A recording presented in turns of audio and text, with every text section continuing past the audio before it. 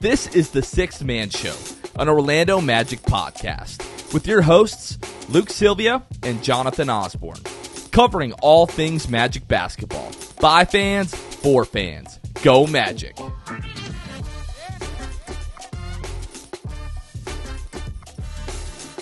What's going on, Orlando Magic fans? You guys are back with the Sixth Man Show. Today is September 11th, 2023. Jonathan Osborne here, as always, joined by my co-host, Luke Sylvia. Luke, Germany are the champions of the world. World champs. We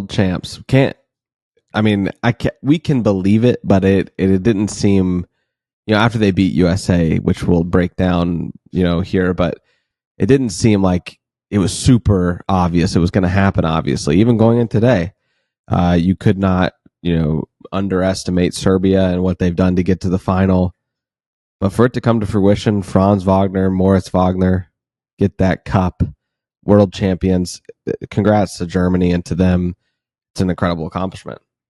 Seeing those guys celebrate together and just some of the interviews and things that have happened, since the game, like Franz and Mo Wagner especially are just like in disbelief. They grow up as these kids in Germany, loving basketball, growing up, idolizing Dirk, obviously, and now being professional basketball players and playing in Eurobasket last year, winning the bronze. But this year, having the chance to bring Germany its first ever World Cup. I know we're going to talk about Germany versus USA, but Franz shared this video of these kids, I'm assuming are in school in Germany, watching them, clinch the final berth over Team USA and just celebrating. And like those two guys, Franz and Mo, Franz especially because, he is officially the face of German basketball moving forward. I think kids are going to grow up idolizing Franz Wagner, and it's going to inspire like a whole new generation of German basketball players. I think that's just sort of the way that these things go naturally.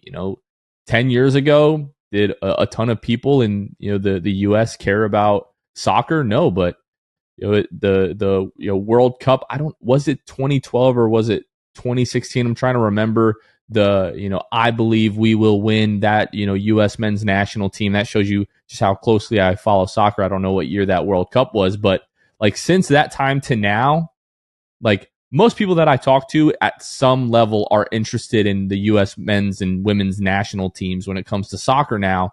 So it just shows you like the US didn't even really have like a super deep run in a World Cup, really just yet.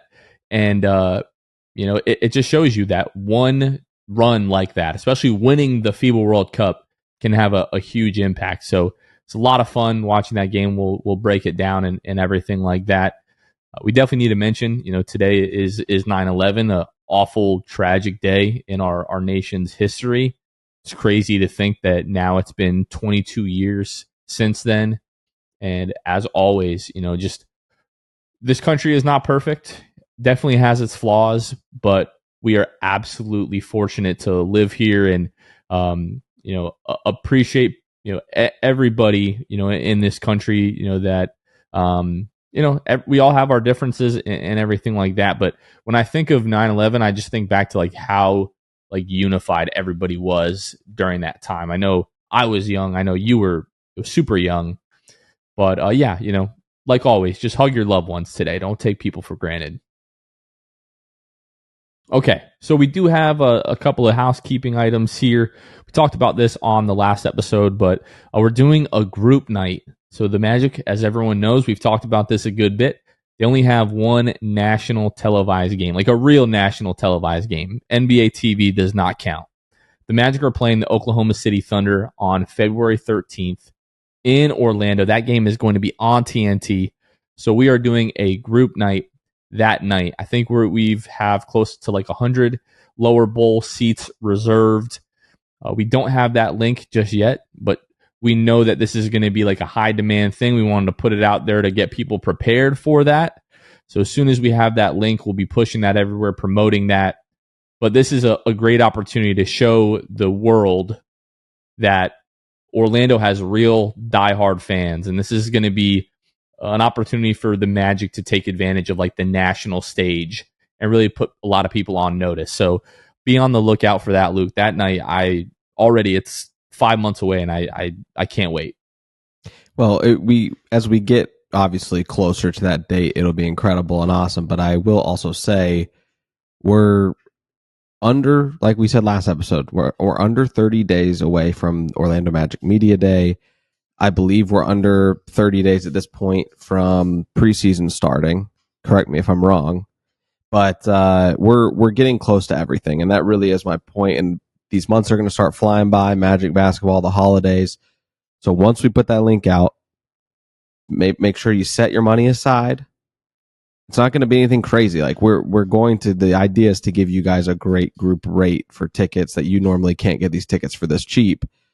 So we hope that you'll join us, save those pennies, and we'll see you guys out there because time will start to fly here. We don't want you guys to miss it and kind of get lost in the holidays and everything. We'd love to see you guys there. And we think that we can, use all of these seats. We know that you guys will be ready for them. We did a good number for a preseason game. So I know you guys will show out here for this regular season game. I'm very hopeful, but if I had to guess, I would say that these tickets are going to go pretty quickly. Just given, the event, we're getting a ton of people together. It's on TNT. It is going to be super affordable. So just be on the lookout because I do think once that link goes live, I've already had probably 15, 20 people tell me like, hey, like you guys need to let us know when as soon as this happens because people want to be there. We have people that are going to be traveling from out of the country, from out of the state and everything. So it's going to be a ton of fun. Absolutely can't wait for that. And, not to bury the lead here, but obviously Germany winning the World Cup, on Sunday is a massive deal. We have a very special guest coming up later in the episode. We had a great conversation with our old friend, Terrence Ross, the Human Torch.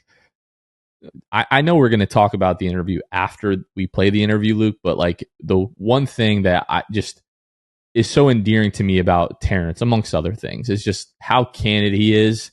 You ask him a question, he's going to tell you exactly how he feels. He's not going to sugarcoat anything, and he's just going to, it's unadulterated Terrence Ross, this interview, and it was just a ton of fun, and we appreciate Terrence taking the time. Yeah, absolutely, man. He was a lot of fun as always. And it's weird to talk to him now that he's not a member of the Orlando Magic, but he will forever be the Human Torch.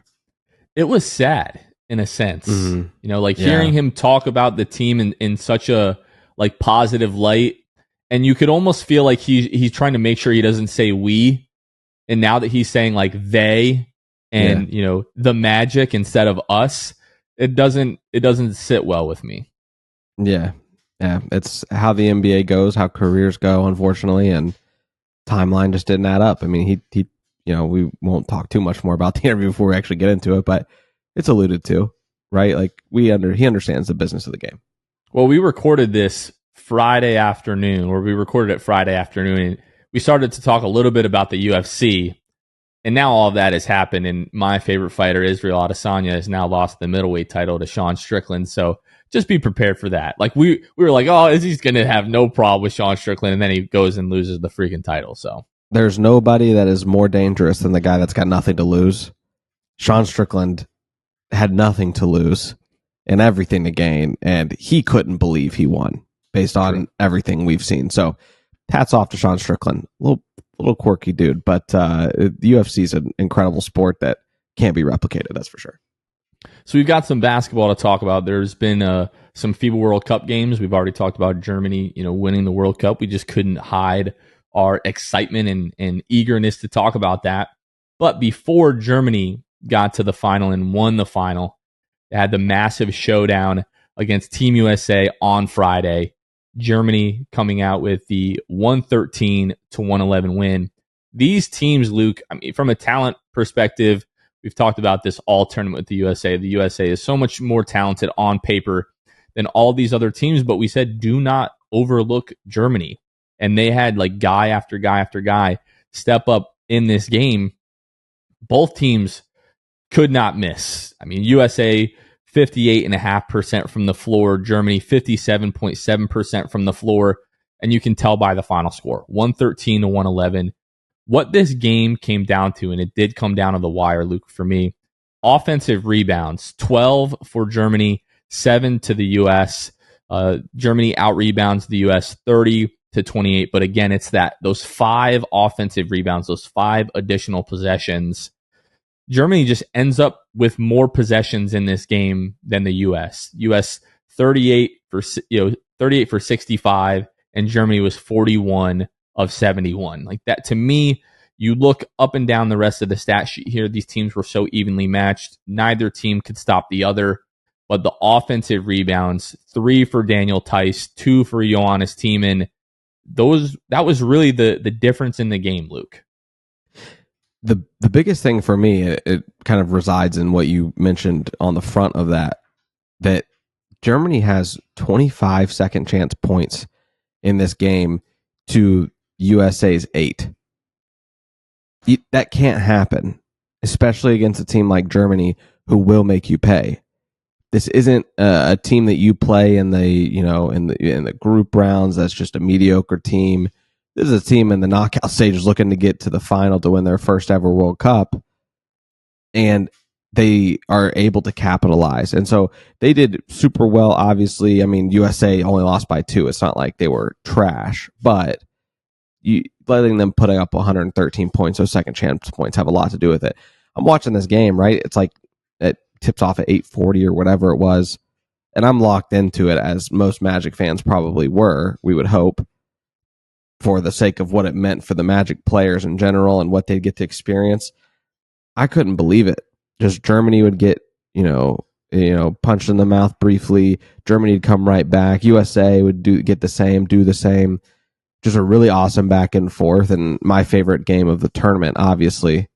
But I couldn't believe that Germany actually held on. There were so many points where I was like, oh, they're unraveling. They're going to lose it. And they hold on. And Franz Wagner helping lead that charge. Couldn't be prouder of him, obviously. Franz with 22 points, 5 rebounds, 2 assists, and a steal. Dennis Schroeder, bounce back game. We talked about the 4, for 26, in their previous game against Latvia. He bounces back, 17 points, 9 assists in this game, 7 of 13 from the floor. But the TCL player of the game for Germany, really the MVP, I don't want to say unsung hero because they literally tackled this guy at the conclusion of this game after the final buzzer. My boy, Andreas Obst, 24 points, 4 of 8 from behind the arc, 8 of 9 from the free throw line, and added 6 assists. I don't know, what did we watch? Probably 6 or 7 Germany games last summer, 7 in the tournament, maybe 5. So, 17, 18 games now that I've watched from this German national team over the course of the last year plus. I don't ever remember Andreas Obst playmaking and setting his teammates up the way that he did in this game. And closing minutes, I think Germany's up by 3. I think it was Schroeder that found Obst in the corner. Halliburton is trailing. Obst had already hit 3 threes in this game. Obst hits Halliburton with one of the nastiest pump fakes I've ever seen. Now, I think Halliburton hit like a slick spot on the floor because he just slides out of the frame, and Obst knocks down the 3 to go up 6.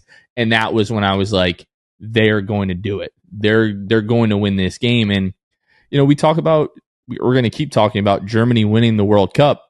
But when I saw plus 2,500 and your boy cashed out, turned $20 into $500 on Germany winning the World Cup.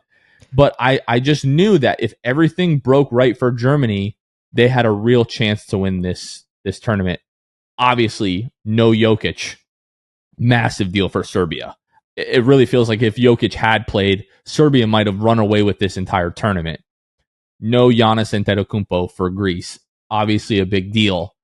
No Goran Dragic. I think they had somebody else tear their ACL, Slovenia. So everything had to break right. Franz Wagner goes out after the first game against Japan, misses 4 games, comes back, has 2 awesome games against the U.S., against Serbia. But everything that we said was going to be the issue with the U.S., really proved to be the issue in this game. And I know we're going to talk a little bit about the third place game, USA versus Canada, but just the poise from Germany, the depth, and like guys just stepped up in every single one of these games, especially the games without Franz. And it was just a really, really fun game to watch. And the US came out on top over Germany, or Germany came out on top versus the US. Germany didn't cash me 500, but they did help me in a little two-teamer. I already was taking Kansas Jayhawks in football that night because I'm a degenerate. And after seeing, I woke up that morning, I was excited about the game, obviously, and I was like, I'm just going to do it. Germany was like plus 400. So I put like only 15 on this Germany-Kansas money line parlay. It cashes like $117 or something like that. It wasn't 500, but it was enough to get your boy excited. And it was a lot of fun. It was a fun day. Turned it into a fun weekend.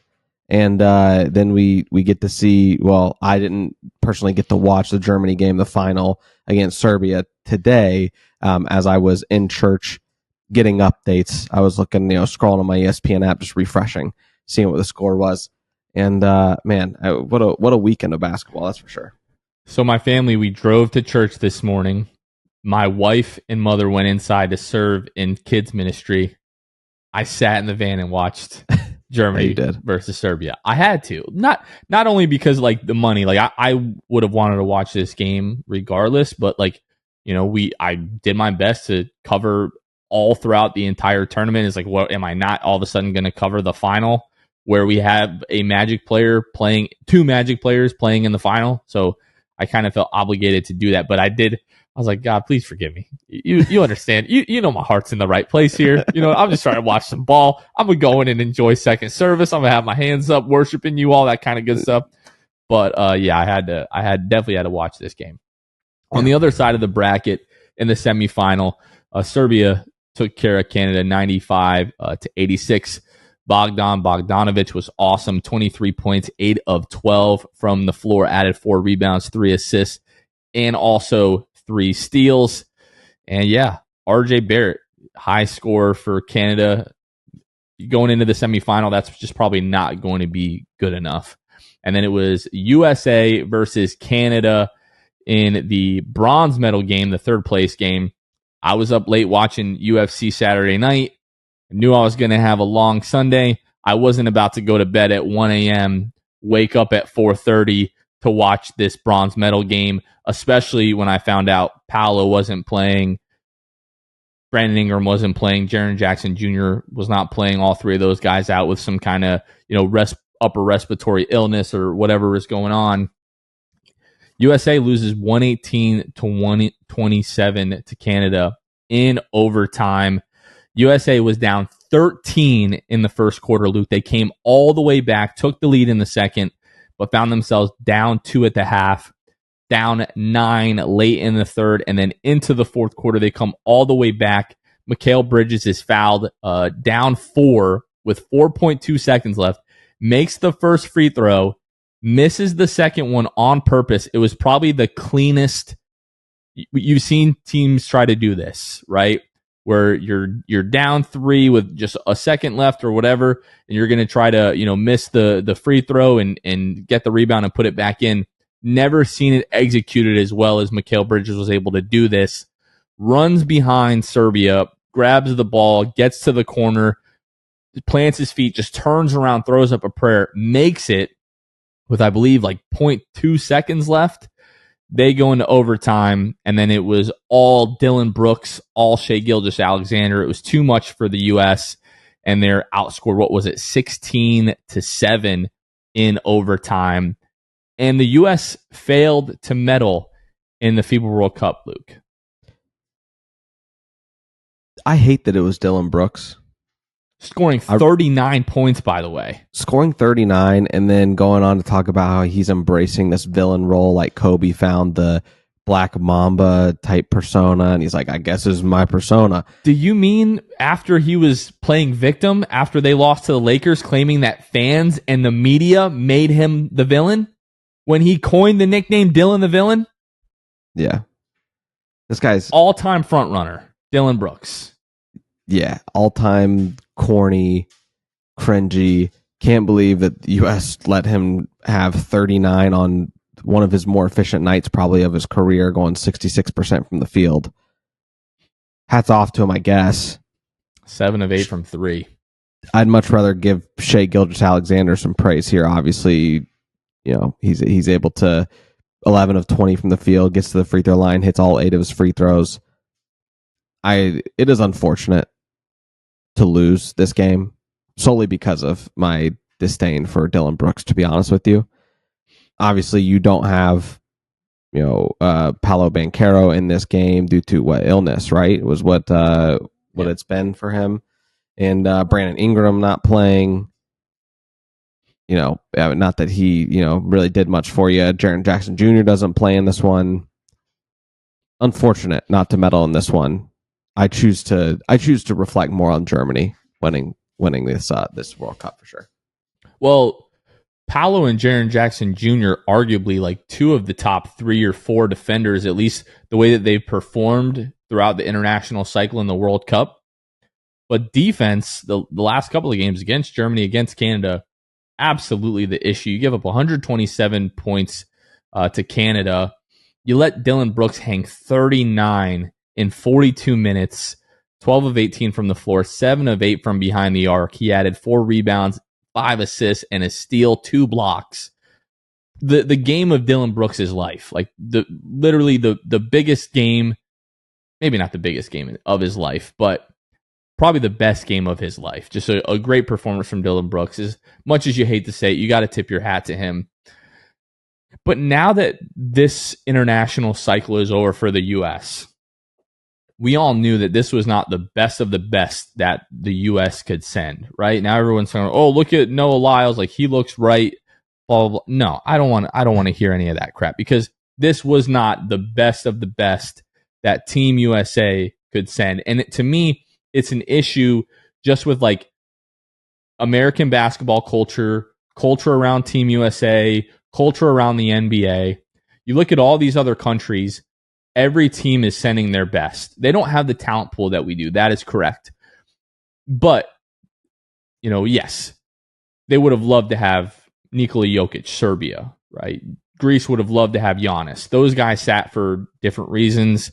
Jokic is resting after a long season. Giannis is out with the knee procedure.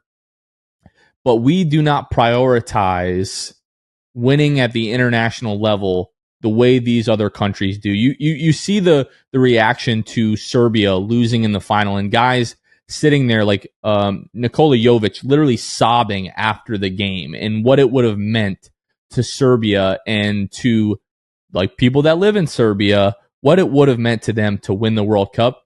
And I do think it's because we have just in our lifetime, the US has just dominated the world like a few times over. It hasn't been close, so we just expect it. And because we've won Olympic gold medals, and because we've won, FIBA World Cup championships and gold medals, it's like, oh, you know what? We have enough of those. It's not really that big of a deal. We still have the best players in the league. We still have the best league in the world. We have the best players in the world, the best league in the world, all that kind of stuff. When we're talking about, the gap between the US and the rest of the world is, people say that everyone's caught up. They haven't caught up because we're still not at this point sending our best cycle after cycle.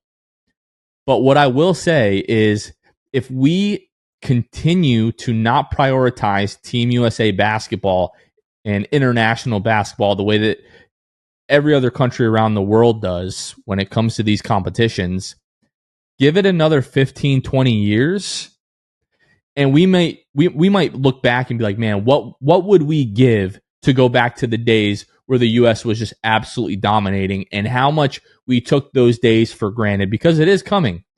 If Nikola Jokic plays for Serbia, Serbia might have just run away with this FIBA World Cup. There might not have been a close second.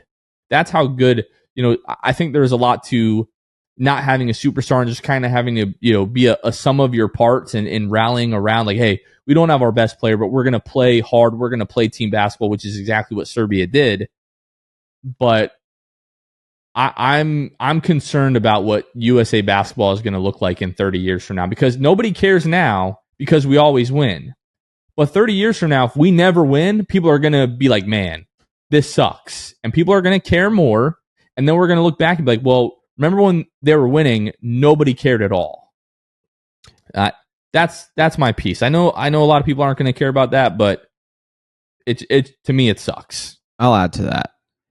These teams care, these countries care way more than the U.S. does when it comes to the team because of the U.S., because of the past successes. They know we can't afford to just send whoever that wants to play and let our stars not play in these and represent our country, because we need all the firepower that we can get, right?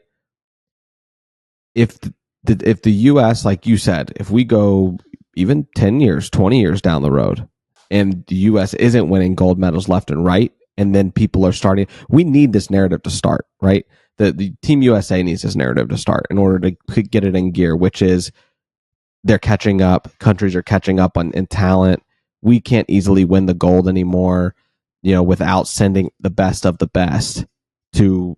And it is crazy that, like, with the team that they send out, right, it has some flaws on the roster. Kerr, frankly, has some flaws in his, he's stuck in his Golden State, Steph Curry, that team. He's stuck in that philosophy. Didn't show too much willingness to change things up, in my opinion.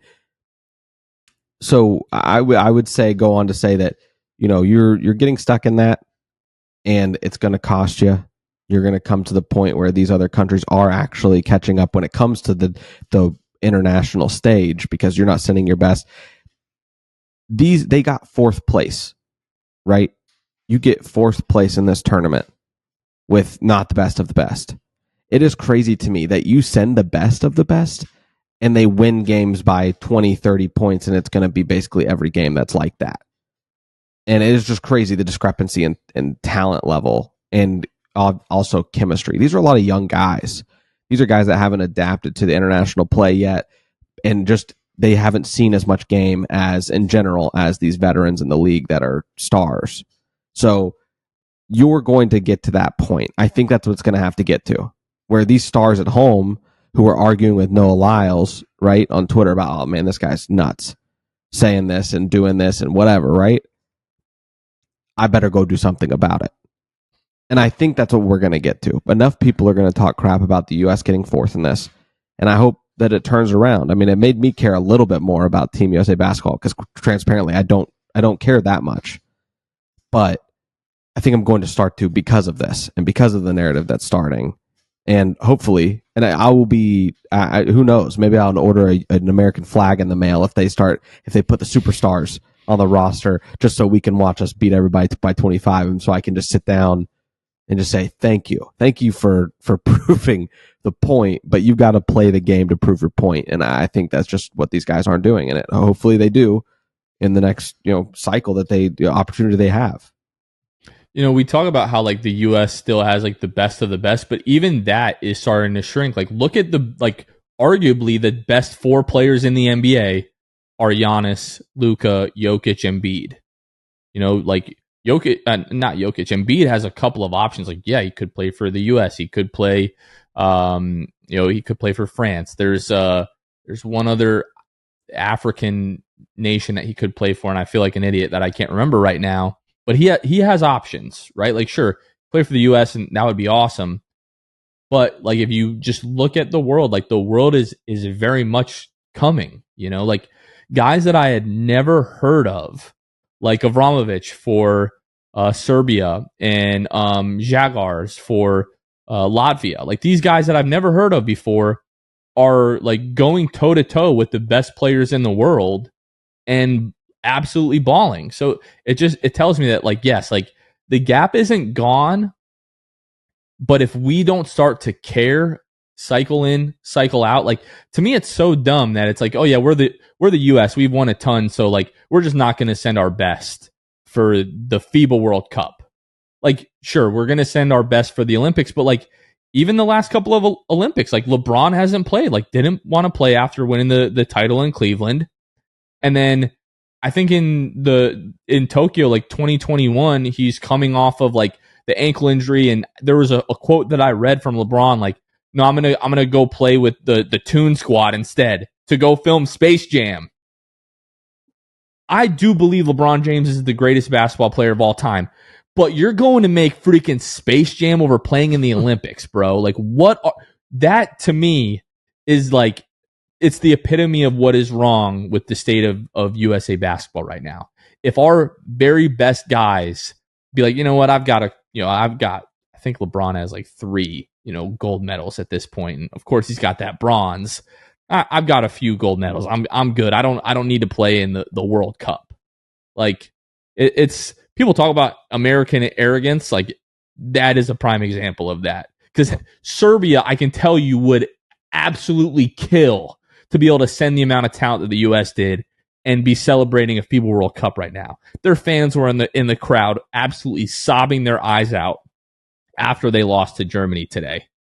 And man, what I would give, like when I watch, part of the thing that is so exciting to me about these international competitions is the passion that you see from fans, right? You and I are incredibly, almost unhealthily passionate about the Orlando Magic. And it fires us up when we see other people that aren't as passionate as us. And when I see these international fans going crazy, especially the European fans, I'm like, those are my kind of people. They're painting their face. They're jumping up and down. They're screaming the entire match. They're ready to fight whoever. Like, that's what I love. And we've got fans from USA just like clapping, like, all right, guys, you guys go and get them. Like, it just drives me crazy, man. I don't want to continue to rant about this. I think everybody knows how we both feel. Let's celebrate Deutschland, baby. Germany winning the World Cup over Serbia on Sunday morning. Just absolutely, like, I was so excited for these guys. Like, the last few minutes of this game are a blur, but this like really was super back and forth the entire game with Germany, especially guys like Dennis Schroeder, Johannes Voigtmann, Franz Wagner making plays down the stretch. Franz wins the TCL Player of the Game in the FIBA World Cup final. Dennis Schroeder wins the TISO FIBA World Cup MVP, and he was fantastic in this game as well. Dennis Schroeder, 28 points, 2 rebounds, 2 assists, a steal. Franz just filling the stat sheet, 19 points, 7 rebounds, 2 assists, 3 steals. Didn't have the most efficient game shooting the ball, 4 of 11, but 10 of 11 from the free throw line. Missed a couple of easy ones that Franz should make, but just really had a huge impact in this game. And seeing those guys celebrate, I know we talked about this earlier in the show, but like Mo Wagner was talking about how, like, their mom was crying after this game, and Franz, posting to his Instagram story holding the FIBA World Cup trophy, the Naismith trophy, by the way, with the net draped around his neck, just like in complete amazement. And he wrote, "What just happened?"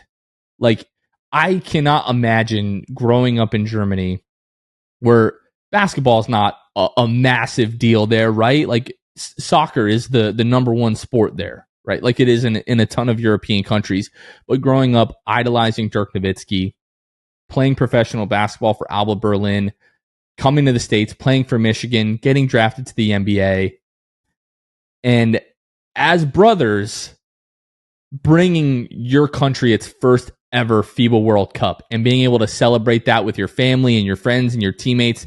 And I just love this freaking German team. I really, really, really do. And I'm just so happy for them. It was so awesome for Franz to be the player of the game in the FIBA World Cup final.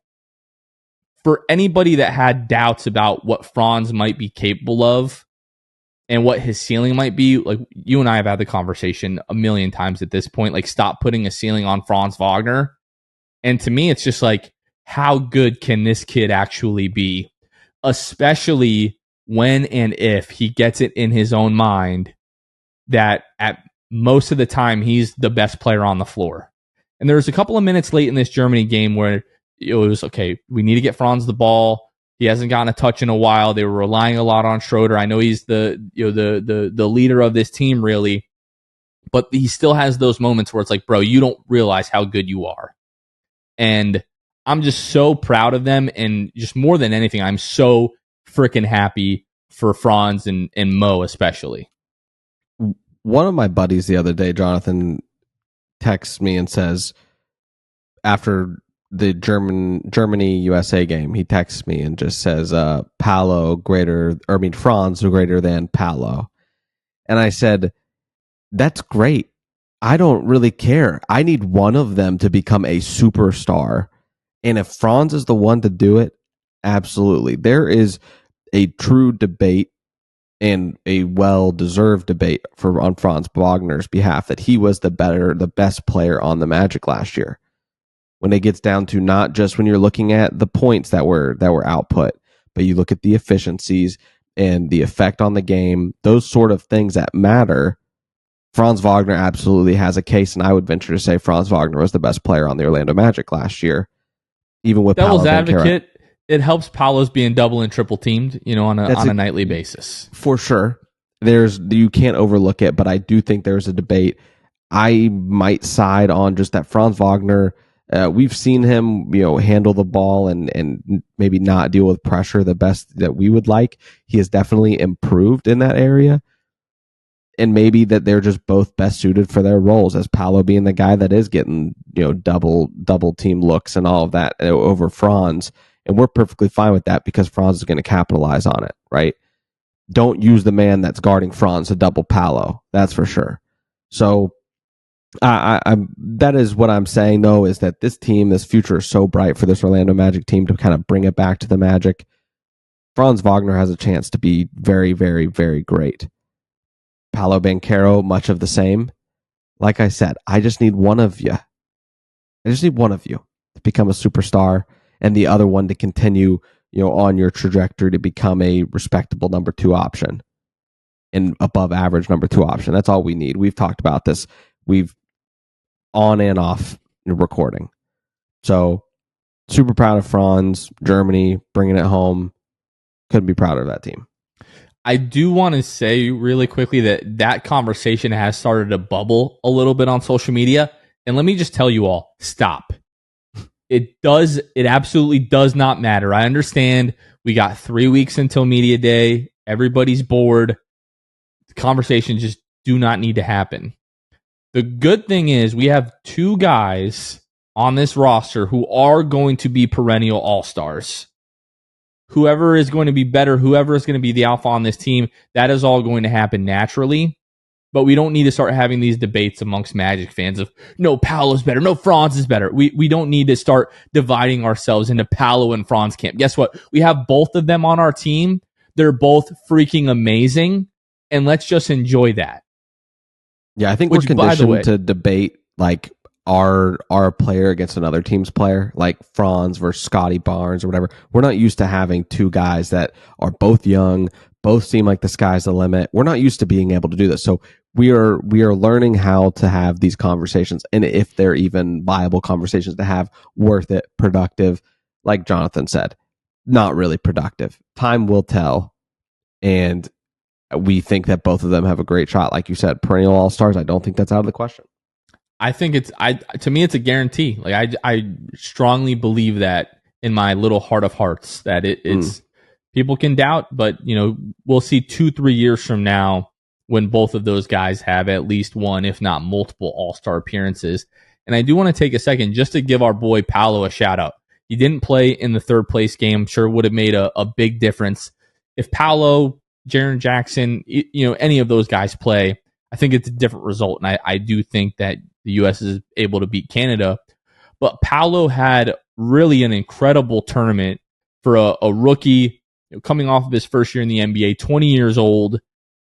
Like, if anybody was playing outside of their role for this Team USA team, it was Paolo more than anybody. Like, I really think that Paolo had to sacrifice more on this team than anybody had to. And maybe you could argue Brandon Ingram, but Brandon Ingram wasn't really impactful, so it doesn't really count as much to me. But Paolo, especially in that second unit, was like anchoring Team USA defensively. In a couple of the games for Team USA, Paolo was absolutely the best defender for Team USA. And Luke, had I told you, hey, Paolo's going to be the best defender on Team USA, we would have thought they would be swept out of the World Cup and teams would be averaging like 200 points per game against them. Because Paolo really had shown flashes of being a great defender, but doing it on a possession-to-possession, game-to-game basis like he did for Team USA, we just did not see that. And Paolo ends up averaging 9.3 points, 3.4 rebounds, 1.6 assists, and just short of a block per game for Team USA.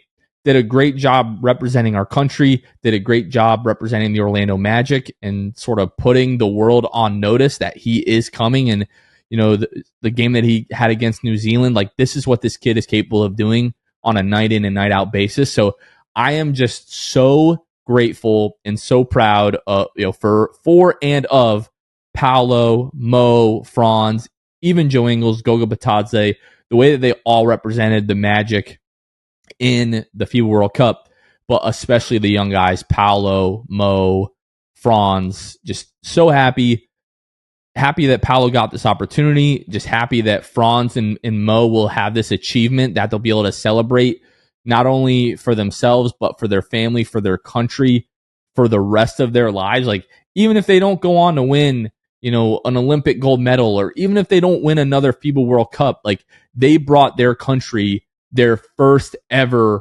world championship in basketball. And that is something that no one will ever be able to take away from them. And I just feel privileged that we got the ability to watch these guys for the last, 5 weeks. And it's just awesome to see them win it all. Yeah, for sure.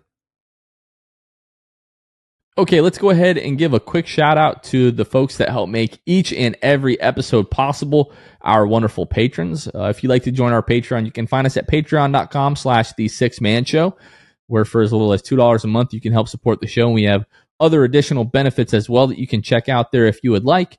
One of the benefits for our Elite and Hall of Fame tier patrons is we give them a special shout out each and every episode.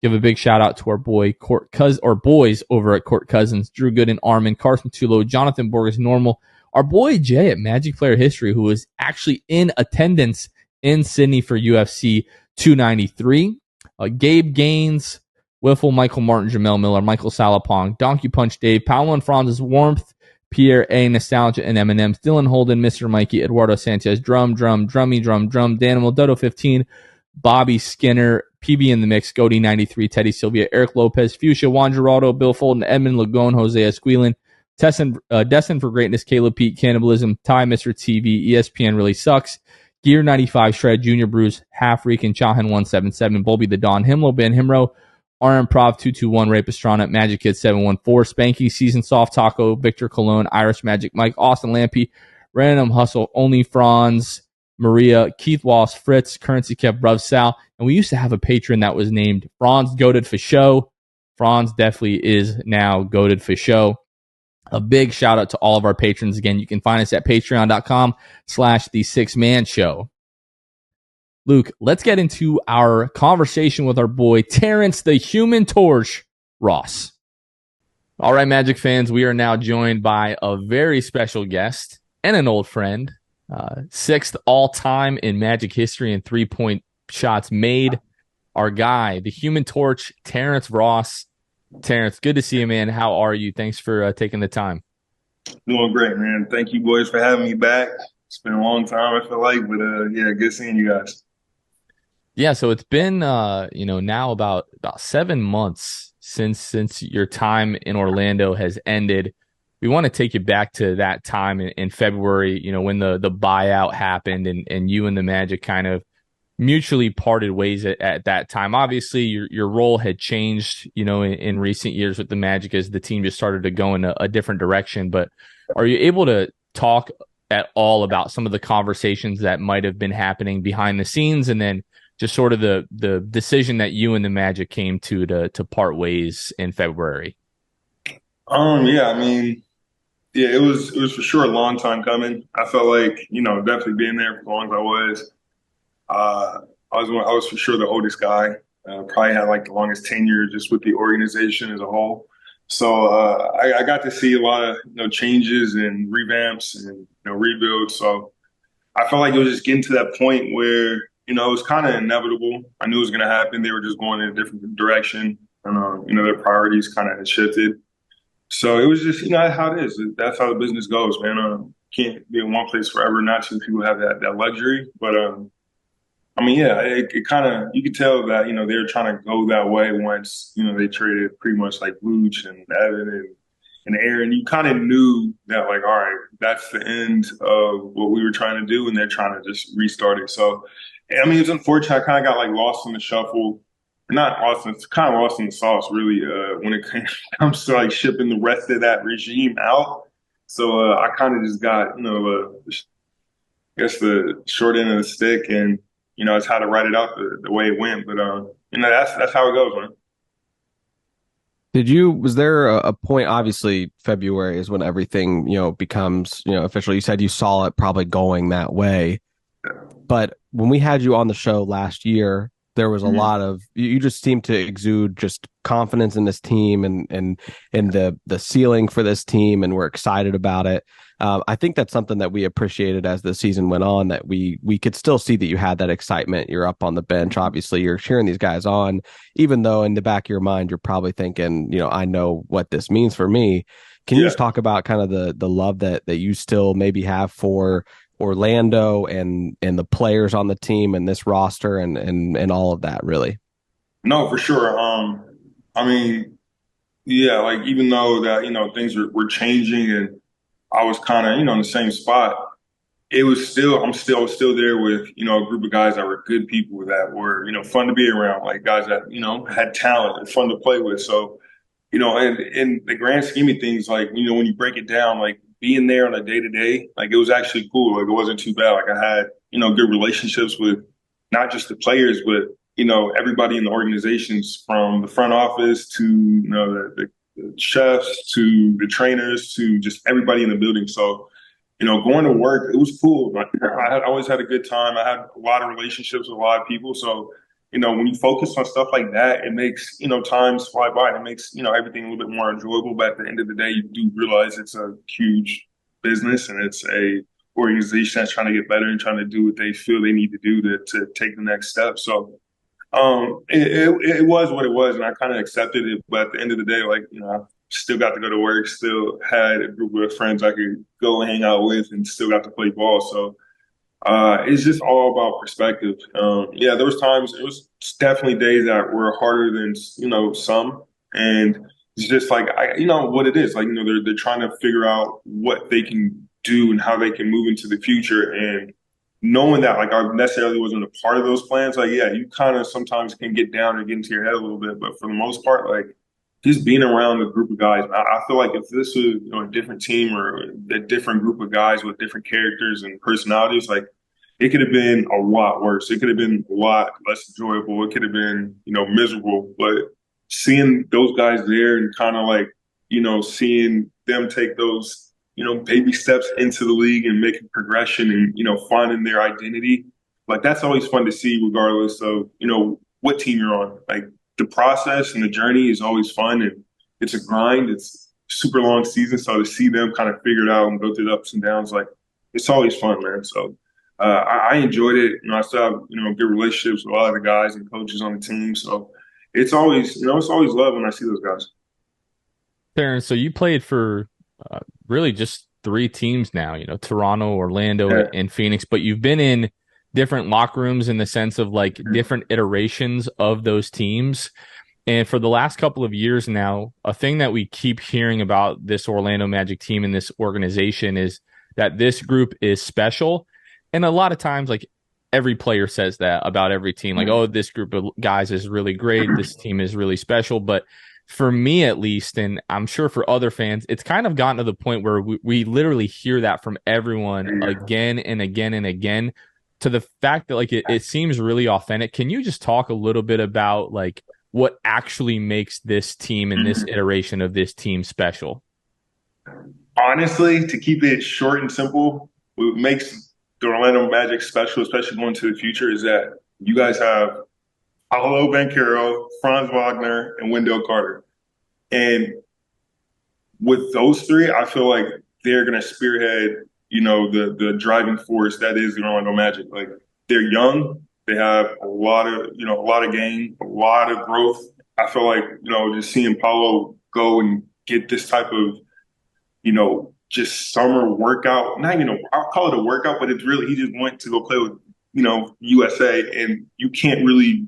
He's playing with the best players in the world, like best players in the NBA, guys who in their own right are trying to take that next step. So for him to be around that environment, him and Franz, I think it's going to bring a different level of character and just confidence to this team that's already young. Because now you look at those guys, they're playing on a world stage. They're bringing so much exposure to them, to their team, to the league. I feel like in the past, we didn't always have that. Yeah, we had Vooch, and Vooch is like our one all-star, but we knew that, like, all right, that's our one all-star. The rest of us have to bring it to a level to, like, kind of help him bring us to where we want to go, which is, like, really kind of getting to the playoffs. But with Paolo and Franz and Wendell and Markel and Cole, like, these are guys who are literally getting primed up to get ready to go into the prime in the next few years. And it's all about, can the front office keep that together, and can they keep those guys, with the momentum to take it to where they want to see it? Because this is the most talented team that they've had in the last, man, since I've been around, like before even I got here. Like we had, one All-Star in Vooch, but they have that chance to have three All-Stars on one team. I think just their mentality, knowing them personally, I know how they approached the offseason. Like they're going to come back so much better than next year. You can tell already the defense was unreal. I mean, it's just the level of physicality that they play with each night. I think even having the chance to experience that from just the other side of the bench in Phoenix when we played that one game, it's like, all right, it's not just Mo saying like, we have a chance to be this good. It's like, no, it's like, I'm hearing it from Monty Williams. I'm hearing it from D-Book. I'm hearing from all these guys like, all right, this is who like we perceive them to be, and it's not the same team as 2, 3, 4 years ago. So it's definitely a different vibe, and it's literally the first year. Paolo just got drafted last year, had an amazing rookie year. Franz took that huge step. Mo Wagner took a huge step, I feel like. I mean, all those guys are getting better. You can see it across the board. And if you're not there day to day, see it. Like like you hear it every year. It's like, oh, we have a chance to be such this and that. But I think this will be the team that will bring the excitement back to the city. You talk about being in Phoenix and getting to experience being, on the other side of the court from those guys that, in this organization that you spent so many years with. What was that like for you, and maybe pinpoint some of the biggest maybe differences between the two organizations and experiences you had? I mean, it's literally just that. Like when you're with your team every day and you're trying to buy into the system, you're getting, the system drilled into your head. Like you're gonna think that like, yeah, it's just coach talking, and you have to believe it to go out there and make it work. But like people don't necessarily get to see the opposite side of that. Like I know how teams perceived us a few years ago, and seeing just like the game plan when it comes to, how they wanted to slow down Wendell, Franz, Paolo. It's things that like, the team, the Magic are emphasizing on. So they're doing the right things, and teams are starting to pick up on that, and they're trying to figure out how we can slow them down. Even that game out in Phoenix was a close one. So, I mean, it's good to see that they're headed in that direction. It's just not even that's going to take time, but I feel like each year they're going to get better to the point where I think by this season and next season, I think people will start to believe that, oh, this is one of the top top best young teams in the league coming into the league right now. So we'll see what happens. I really believe in those guys, but yeah, man, they're young, and they have a lot of physicality, and seeing it from the other side of the coin is unreal. Bringing the conversation back to you specifically, Terrence, like maybe you didn't have a ton of time, like right after the moves were made, because you're trying to get acclimated to a new team that was, looking to be in title contention. You guys were gearing up for the playoffs. You're learning sort of what your role is on that team. Since the season has ended, and maybe you've had a little bit more time to reflect on your time in Orlando, like what are the things that you're going to like cherish the most and like think about when you think about your time with the Magic? Um, Honestly, I would just say that it's just the city really embraced me. The fans, they really embraced me, let me be me. I know I was always the streaky guy, but at the end of the day, it was always love, and people are always rooting for me. And being here for 6.5, 7 years, like I really got to, plant my roots in here and make Orlando home. And it's gotten to the point I was like, I'll probably always live here, but it's such a special moment in time in my life that I think when I look back, that's going to be like where I feel like I took that next step, not just like in my development, but like as a human being. Like I came here as just like a young dude coming from a big city, trying to figure it out. And now like I have a whole family here. I've been here for 6 years, had great moments, gone to the playoffs, been an integral part of teams that, went kind of not super far, but we made a push when people thought that we couldn't. So those 6 years are always going to be special to me. I had a lot of ups and downs. There's been years I was hurt. There's been years I was struggling. There's been years I just took over. So to have that, I felt like my time in Orlando was like legit my time. And it was like probably my best stretch of my pro career. Like I love what I did in Toronto, but I felt like I didn't have the same amount of responsibilities I did there as I did here. And kind of seeing that and kind of watching each season play out, it's I couldn't ask for anything better. Like I had fun. I did it my way. Uh, I made lifelong friendships with teammates and coaches. So, I mean, really can't ask for too much more. Looking at your career so far, Terrence, you've obviously got the 51 points in Toronto, but looking at the scoring outputs you had, the higher scoring games, like most of them across the board, took place in Orlando. You had so many 30-point games in Orlando and just were such a bright spot for this team. Do you have any favorite moment, like a favorite moment or a favorite game stretch, whatever it might have been, when you think about this team on the court? Yeah, my favorite season I probably think of my whole career is 2018, 2019. I think it was I had just got hurt in 2017, 2018 for the whole year. I was out. I think I was coming up on my contract year. I was super stressed. I was supposed to come back after All-Star in that year, but I ended up getting hurt again trying to work out. And so that kind of just put me in a really dark spot. So that summer I just went super hard. I was in the gym all summer, and then I came back the next year. I think like my breakout game was against the Sixers, and I hit like a three to take the lead. And I felt like from there on that I knew that like, all right, I found my place. I found my home. I love it here. Like I remember hitting that shot over Embiid and then coming back in my little celebration. I was like, yeah, bro, this is like, it felt like home. And I knew that this is where I wanted to be. And I think that's why I was so attached to it. So that stretch to like, man, right before that stretch, that season, and then the season following going into the COVID season, like right before we stopped in like March or whatever the hell it was. Favorite stretch of basketball, like probably in my entire life. Playing at the highest level, going out, having big scoring outbursts, leading team to the playoffs, playing with a teammate that went to the All-Star. Like it was great. It was great.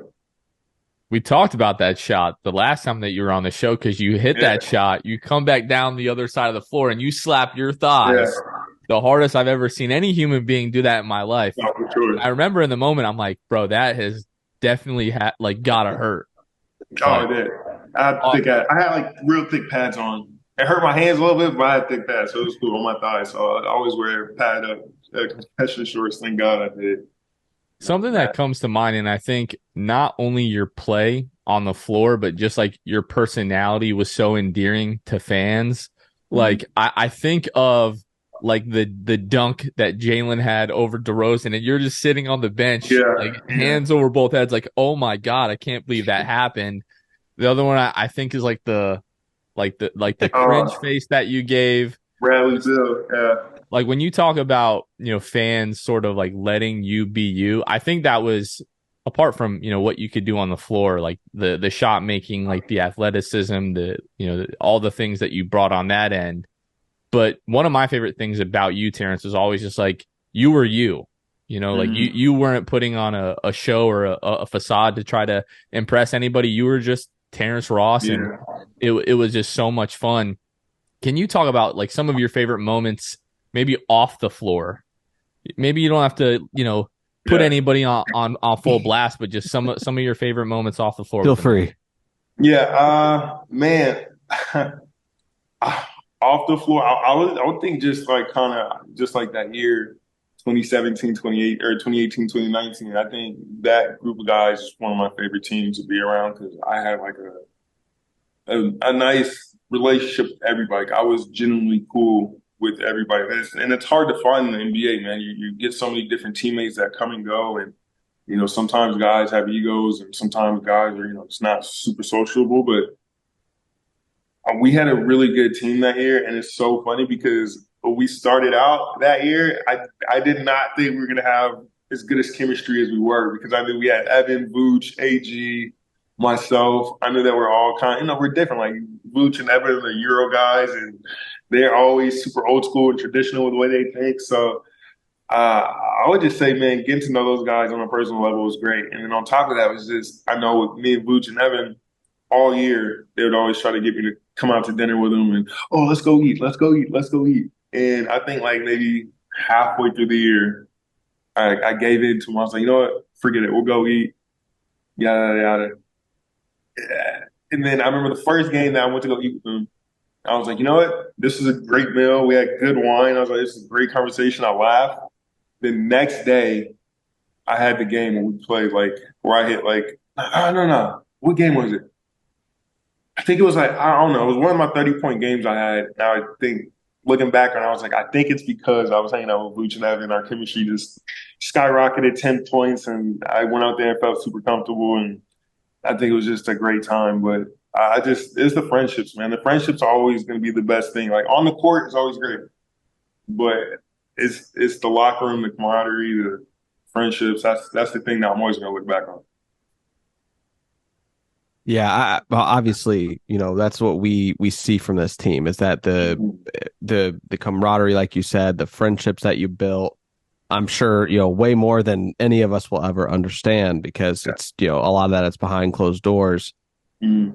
Is there? You talk about Vooch and Fournier. Is there a relationship that you built that really surprised you, with whether that be a certain player or a couple different players throughout your time with Orlando? Is there one where you were just like, I don't know how we're going to gel, but now we're best of friends and we still keep in touch, like that sort of thing? Vooch, 100%. Because I'll never forget the year I kind of came back from injury. We were playing in Philly, and I forgot what happened.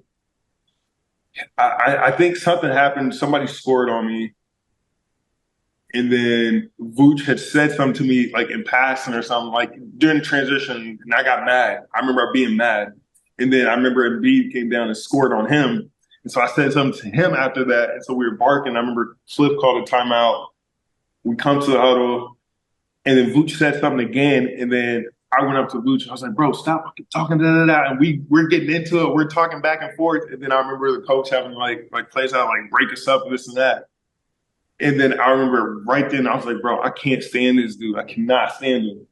And then I think, and it's so funny because he'll tell you this too. For like maybe like 2 weeks after that, like I did not say a word to Vooch. I was so hot, like, and because we lost that game too, we should have won.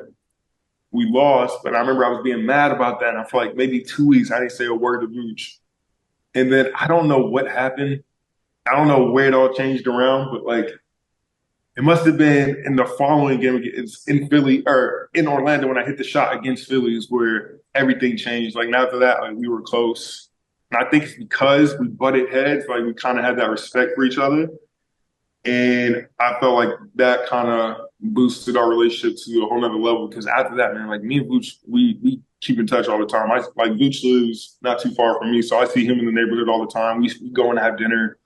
Our kids hang out, so he's for sure one of those things where it was uncomfortable at first, but after we kind of got past it, man, like me and Vooch are like this. And the same goes with Evan too. Like me and Evan Evan's a passionate dude, man. He speaks with conviction. He has his mind made up and there's nothing going against that. So I used to challenge him a lot with that. And I think us guarding each other and going back and forth and all the practices, I felt like that in the same sense was kind of like Vooch. Like we gelled after that, and after that, the three of us were close, man. We talked to each other. I was talking to those guys not too long ago. I see Vooch. I was hanging out with Vooch all before he had to go to Montenegro to get ready for FIBA. So those guys are going to always be lifelong friends. But at first, did not see it. Did not know it was coming. I was like, these Euro guys are going to piss me off. But now, man, I would say they're probably one of my favorite teammates in, my whole life. Terrence, have you thought at all, or like, I guess the way that I should form this question is like, how do you want to be remembered by Magic fans when they think of like Terrence Ross playing for the Magic?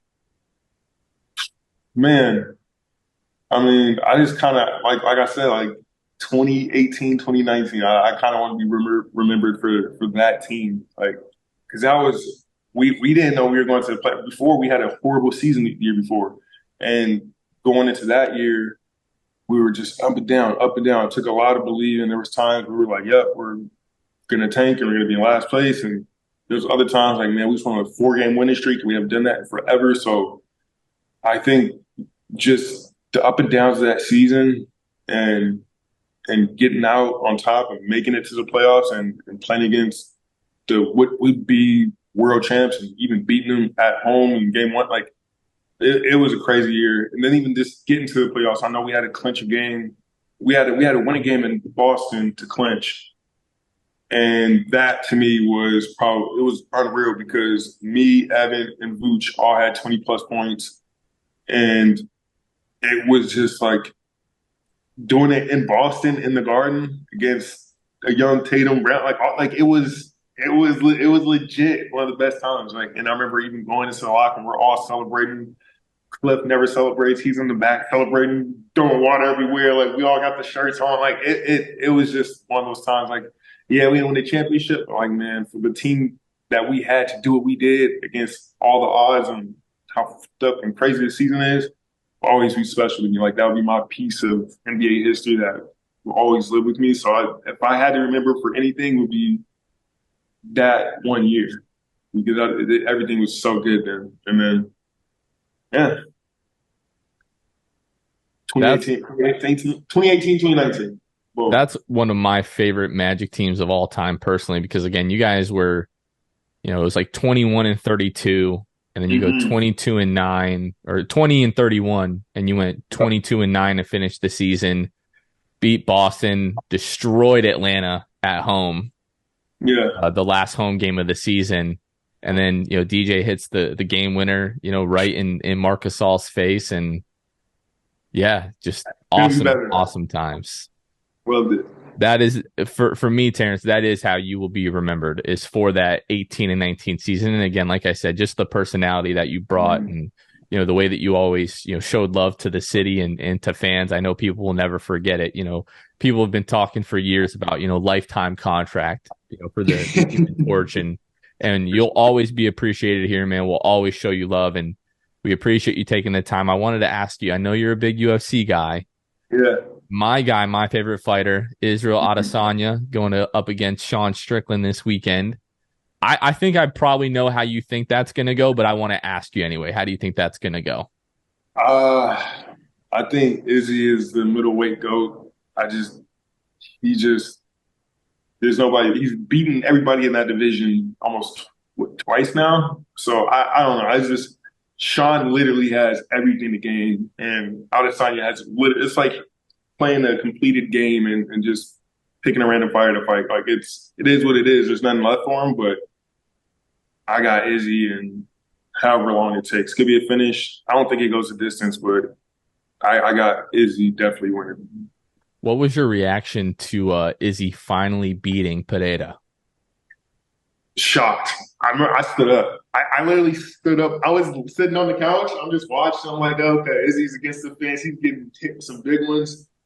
And then I seen him throw that one, and it stumbled him, and I sat up. And then I saw him just throw the next one and put him down. I was like, no way.